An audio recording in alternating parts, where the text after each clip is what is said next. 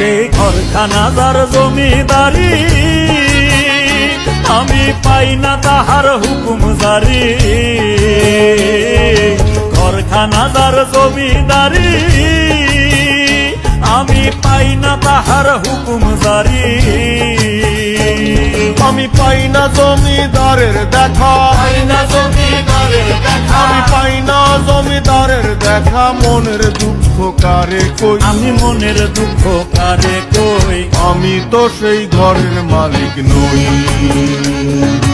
পরের জায়গা পরের জমিন ঘর বানাই আয় আমি রই, আমি তো সেই ঘরের মালিক নই।